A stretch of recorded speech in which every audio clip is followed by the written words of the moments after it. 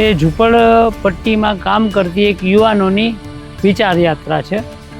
અમારો ધ્યેય એ પાઠ્યપુસ્તક નથી, જીવન શિક્ષણ એ જ અમારો ધ્યેય છે. 64 પ્રકારની વિદ્યા શીખવાડે છે. 350 બાળકો રહી શકે એવી સગવડતા છે. और बहुत हरियाली भी है यहाँ पे, तो यहाँ पे मुझे अच्छा लगा.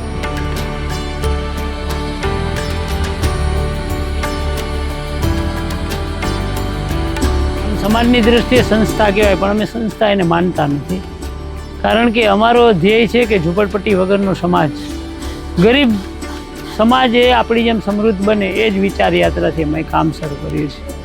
1996માં આ યાત્રા શરૂ થઈ અને પછી રાજકોટમાં એક પછી એક એવા 14 કલરવ કેન્દ્રો રાજકોટના પછાત વિસ્તારોમાં શરૂ થયા. પછી તો રાજકોટની ઘણી બધી સ્કૂલો અમારી સાથે જોડાણી.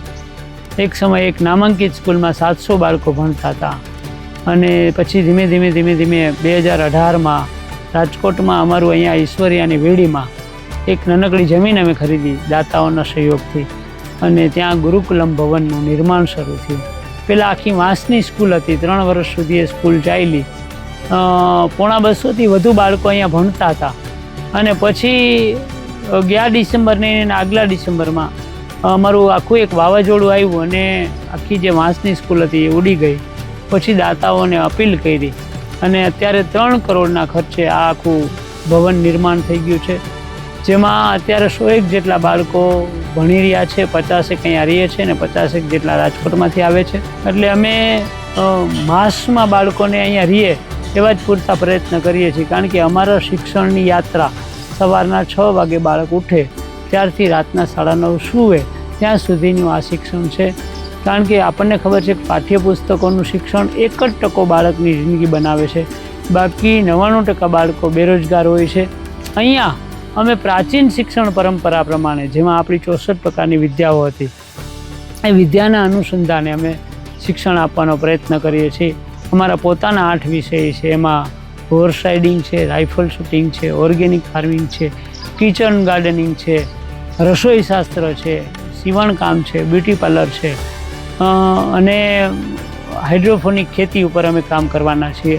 આવી રીતના જુદા જુદા વિષયો અમે બાળકોને ભણાવીએ છીએ.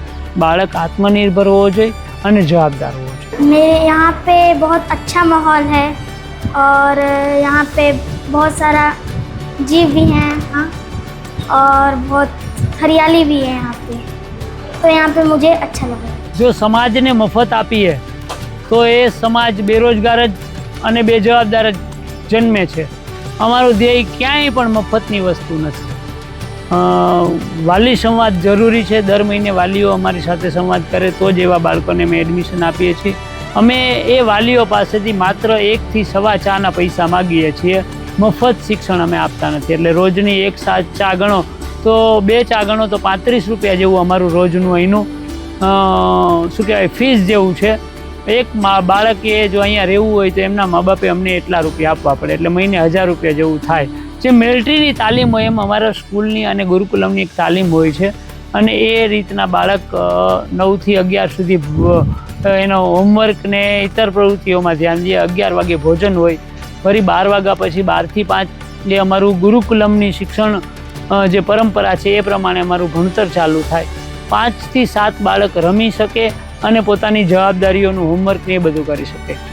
ગુરુકુલમમાં પ્રવેશ કરે છે ત્યારે ભણાવનાર જે શિક્ષક હોય છે એને ગુરુજી તરીકે જ સંબોધવાના હોય છે અને અમારું પરંપરા પ્રમાણે જય શ્રી કૃષ્ણ જ બાળકે બોલવાનું હોય છે અને જ્યારે આવે કે જાય ત્યારે પણ જય શ્રી કૃષ્ણ એ બોલે.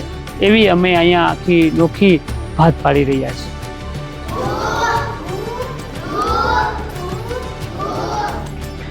આમ કહેવાય કે ગુરુકુલમ જંગલોમાં જોવા જોઈએ અને શિક્ષણ છે ને એ મને એવું લાગે છે કે એ જંગલોમાં જોવું જોઈએ, કારણ કે શહેરીકરણમાં આપણને રોજ ટીવીના માધ્યમથી ઘણું બધું જોવાને સાંભળવા મળતું હોય છે.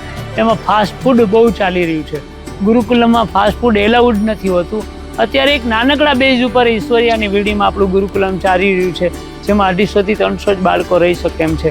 પણ અમારું જો દાતાઓ અમને સહકાર મળે તો એક જંગલ એટલે કે ચોટીલાથી જુનાગઢની વચ્ચે એક આ બહુ મોટી હિલ લઈ 5-10 એકરની અને ત્યાં 5,000 બાળકો રહે એવું અમારું સપનું છે કે ભાઈ એવું બાળક એવું ગુરુકુલમ નિર્માણ પામે. ખેતરનું કેવી રીતે કરવું એ બધું શીખવાડવામાં આવે છે અને આ શિક્ષકો બધી રીતે સરસ રીતે ભણાવે છે. ત્યાંનું વાતાવરણ બહુ સરસ છે અને આ કુદરતી વાતાવરણ છે. અમને ક્યારેક કુદરતી વિશે જાણવા હાટુ બહાર ફરવા પણ લઈ જાય છે અને બતાડે છે. સોનીડમ ગુરુકુલમમાં એક ગૌશાળા પણ છે જેમાં 50થી ઉપર ગાયો છે. ગાયનું એક વિજ્ઞાન છે અમે કહેતા હોઈએ છીએ, કારણ કે મારો ગાય ઉપરનો બહુ ઊંડો અભ્યાસ છે.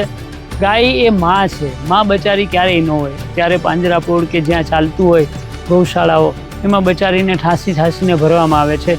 મારી ગાય એક પણ નબળી નથી અને ગાય દુબળી પણ નથી અને હું ગાયને ક્યારેય બાંધતો નથી, કારણ કે ગાય છે ને એ આપણા ધર્મમાં 3 અમૃત આપણને આપે છે. આપણે જ્યારે ધાર્મિક વિધિ કરતા હોઈએ છીએ ત્યારે સૌથી પહેલી પ્રસાદી પંચામૃતમાં આપણી હોય છે, જેમાં દૂધ, દહીં ને ઘી એ ત્રણેય ગાય માતાના જ હોય છે. અને એ અમારી ગાય એટલી જ હેલ્ધી છે, કારણ કે જે ગાય બાંધે પછી એ 25 લાખની ગાય હોય તો પણ એ ગાય કહેવાય નહીં. એટલે ગાય વિચરતી જ રહીએ અને છૂટી રહીએ ત્યારે જ ગાય ઔષધિઓ ચરે અને એ ગાય ઔષધિ ચરે ત્યારે જ એ ગાય તમને અમૃત આપી શકે.